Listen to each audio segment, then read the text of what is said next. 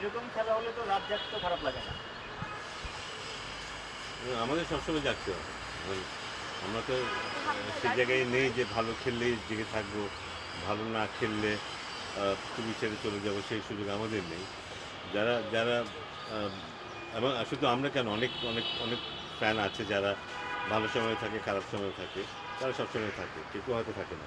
But আমার মনে হয় হ্যাঁ, ডেফিনেটলি এরকম একটা ম্যাচে জেগে থাকাটা সহজ হয়ে যায় পারফরমেন্সের কারণে। সেই ঘুম ঘুম ঘুম ঘুম ভাবটা বোধ হয় কোনো সময় আসে না। তো খুব বেশি যে আমরা এরকম মুহূর্ত পাই তা না, তবে এই লাস্ট ম্যাচ আমরা পেয়েছি। তো ফ্যান্টাস্টিক ভিক্টরি, অভিনন্দন আমাদের দলকে। হ্যাঁ, মানে একটা জয় আমরা পেলাম, এটা সত্যির জন্য দীর্ঘদিন ধরে একটু বাজে পারফরমেন্স করে যাচ্ছে। এই ধারাবাহিকতাটা তো আমাদের এখানে একটা বড় চ্যালেঞ্জের কথা আছে। না স্পেশালি না, ব্যাটসম্যানদের। স্বস্তির জায়গাতে আছি আমরা তা না, কিন্তু কারণ একটা কথা আছে কিন্তু, what you repeatedly do is what you are. So repeatedly আমরা কিন্তু খারাপ করছি। সো এখন আমাদের পরিচয়টা সেইভাবেই আছে। মাঝখানে আমরা একটা ম্যাচ জিতেছি, এখন আমাদেরকে প্রমাণ করতে হবে যে সেটা আহ, আমরা সেই যে খারাপের থেকে বের হয়ে এসেছি এবং ভালোটা কনসিস্টেন্টলি করতে পারছি, সেটা আমাদেরকে প্রমাণ করতে হবে, সেটা মাঠেই প্রমাণ করতে হবে। ম্যাচে তো হার জিত থাকবেই, কিন্তু আমরা রিসেন্টলি খুব খারাপ খেলেছি মাঝে মধ্যে। তো সেটা থেকে বেরিয়ে আসাটা খুব দরকার, একটা কনসিস্টেন্সি দরকার, যে আমাদের যোগ্যতা যতটুকু তার 80% 90% আমরা কনসিস্টেন্টলি খেলতে পারছি, এই জিনিসটা খুব জরুরি। সেটি আশা করবো। তারপরে হয়তো আমরা হেরেও যেতে পারি, কখনো কোনো জিততেও পারি, কিন্তু স্যাটিসফ্যাকশনের জায়গা হবে ওটাই, যদি আমরা সেই কনসিস্টেন্ট লেভেলটা ধরে রাখতে পারি। মিরাজের ক্যাপ্টেন্সি কেমন দেখলেন? Bowling change, field set up, ব্যাটিংও আমরা দেখেছি একটু উলটপালট হয়েছে। পাশাপাশি সেকেন্ড ইনিংসও দেখলাম যে আমরা এগ্রেসিভ একটা ভাব দেখেছি দীপু, মিরাজ, সাদমান সবার মাঝে। সব কিছু মিলে টিম ম্যানেজমেন্ট এবং ক্যাপ্টেনের সবার ডিসিশন কেমন দেখেছি? আমার মনে হয় যে খুব ভালো ভূমিকা রেখেছে মিরাজ। বোলিং চেঞ্জের সময় আমরা অনেক সময় দেখেছি হঠাৎ করেই বোলিং চেঞ্জ হয়েছে এবং পার্টনারশিপ ভেঙেছে। সো আমার মনে হয় যে প্রেশারে থাকলেও সেটা সেটা সিদ্ধান্ত গ্রহণে খুব বেশি নেগেটিভ ভূমিকা রাখেনি। খুব পজিটিভ দেখেছি মিরাজকে, খুব চাপের মধ্যেও পজিটিভ দেখেছি, এবং দলকে চাঙ্গা রাখতে পেরেছে, যেটা খুব ইম্পর্টেন্ট। মাঝে মধ্যে যেটা হয়েছে যে হয়তো মনে হতে পারে যে একটা পার্টনারশিপ হয়ে যাচ্ছে, তখন একটু হাল ছেড়ে দেওয়ার ব্যাপার, কিংবা ওরা একটু মেরে খেলতে পারছে, কুইক কতগুলি রান হয়ে গেল, এইসব ব্যাপারে যে খুব চাপে পড়েছে তা নয়। ওখান থেকে ইতিবাচকভাবেই ডিসিশনগুলো নিয়েছে, এবং আহ, ঠিক সে কারণেই হয়তো আম, বিপক্ষ দলকে চাপে ফেলতে পেরেছে, উইকেট নিতে পেরেছে। সো আমার মনে হয় যে খুব ভালো ক্যাপ্টেন্সি দেখেছি নিজের কাছ থেকে, এবং খুব ভালো রেসপন্স করেছে পুরো টিম। সেটা সেটা খুব ইম্পর্টেন্ট, এবং পুরো টিমকে মনে হয়েছে যেন ওরা জেতার জন্য মরিয়া হয়ে খেলছে। সেখানেও ডেফিনেটলি ক্যাপ্টেনের কৃতিত্ব আছে, ম্যানেজমেন্টের কৃতিত্ব আছে। So very well done.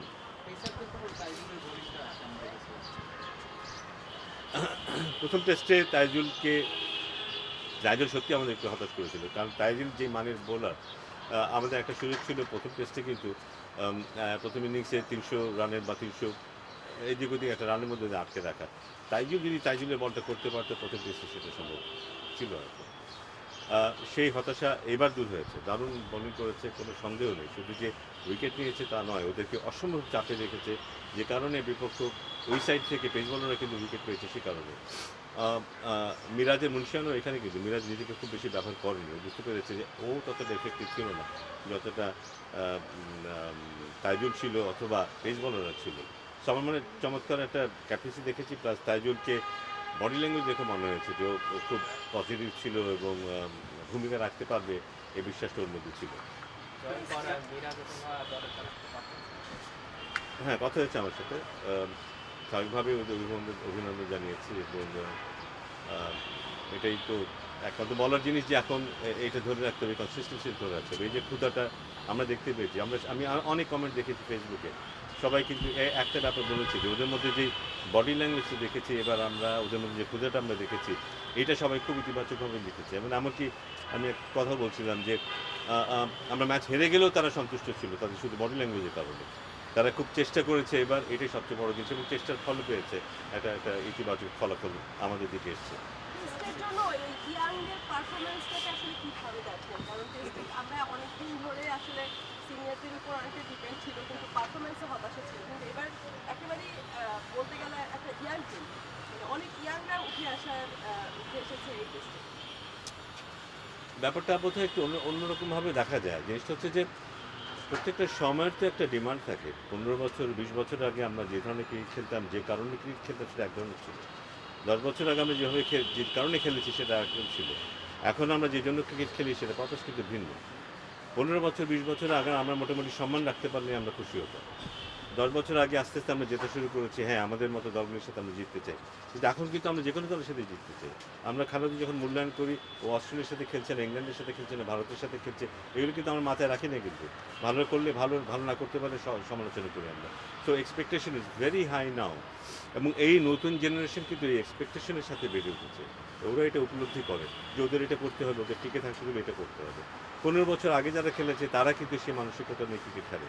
তো এটার মধ্যে বিরাট একটা পার্থক্য আছে। এখনকার খেলোয়াড়দের মধ্যে যে অ্যাগ্রেশন আছে সেটা হয়তো তাদের মধ্যে থাকবে না। এখন যে পারপাসটা আছে সেটা হয়তো আগে তেমন একটা ছিল না। সো নতুনদের উঠে আসাটা ওই রকম প্লেয়ারই উঠে আসতে হবে যারা এই ধরনের পরিস্থিতি সামাল দিতে চাইবে, সামাল দিতে পারবে। তাদেরকে কিন্তু আমরা আমরা আমরা ওয়েলকাম জানাবো কিন্তু আমাদের দলে। আমরা দেখেছি, জাকির আলী অনেককে দেখেছি, আমরা নাহিদ রানাকে দেখেছি। দে আর ডিফারেন্ট কিন্তু, দে আর ডিফারেন্ট। ওরা মোটামুটি ভালো খেললাম, বেশ ভালো খেললাম, তাতে বোধহয় সন্তুষ্ট না, তার চাইতেও ভালো করতে চায় ওরা। তো আমার মনে হয় এই জেনারেশন আস্তে আস্তে সেটা আসবে। অবশ্যই ডিপেন্ড করবে যে আমরা তাদেরকে কীভাবে পরিচালিত করি, সেটা একটা ব্যাপার, বাট এইটা আসতেই হবে। বাংলাদেশ সবশেষ এই দুই সময় গোলের সঙ্গে একজনই মাত্র ছিলেন বা আছেন, মোহাম্মদ সালাউদ্দিন। তার দলে ফেরা সিনিয়র সহকারী কোচ, পাশাপাশি সিমন্সের সাথে তার র্যাপোটা কেমন দেখে? না, সিমন্সের সাথে যতটুকু কথা হয়েছে আমার মনে হয় যে নাইস ম্যান এবং যথেষ্ট অভিজ্ঞ একজন কোচ। মধ্যম সারির দল নিয়ে প্রচুর কাজ করেছে, কোয়াইট কাম। এবং সালাউদ্দিনের মোটামুটি একই রকম। আমার মনে হয় দুজনের ভালো একটা জেল হয়েছে। এবং আমার মনে হয় সালাউদ্দিনের একটা ভূমিকা আছে আমাদের খেলোয়াড়দের সাথে।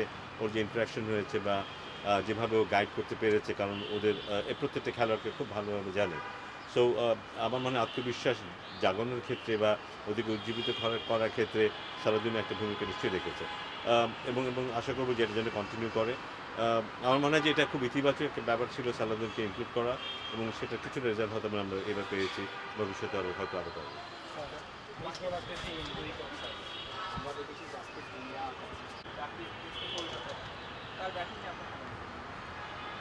না, জিনিসটা হচ্ছে যে ও রিয়েলাইজ করে কখন কীভাবে খেলতে হবে। নট ন্যাচারালি সবসময় খেলতে পারবে তা না।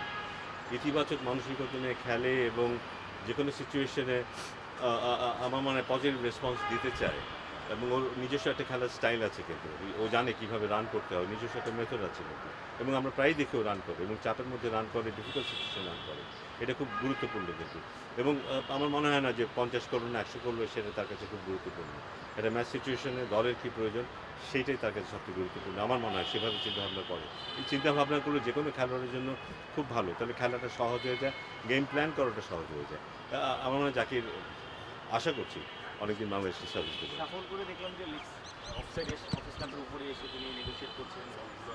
যাকে এই যে স্পিড মুভমেন্ট, সাফল সব কিছু মিলে এই স্কিলের ডিফারেন্স করে কি আসলে মনে হয় যে এই জিনিসটাতে তিনি সাফল্য পেয়েছেন? হ্যাঁ, প্রত্যেকের তো নিজস্ব স্টাইল থাকে। আমরা তো স্মিথকেও দেখেছি, অস্ট্রেলিয়ান স্মিথকেও দেখেছি, অস্ট্রেলিয়ান বাইরের সাথে চলে আসে। অনেকে একেবারেই নড়ে না। আমরা মুমিনুল হককে জিজ্ঞেস মুমিনুল কথা যদি বলি, ও একেবারেই নড়ে না। সো বিভিন্ন মেথড বিভিন্ন থাকে, বিভিন্ন টেকনিক থাকে। ওর জাকিরের এরকমই, এবং এভাবেই ও সাকসেসফুল হচ্ছে। আশা করি এভাবেই ও সাকসেসফুল হতে থাকবে। Thank you.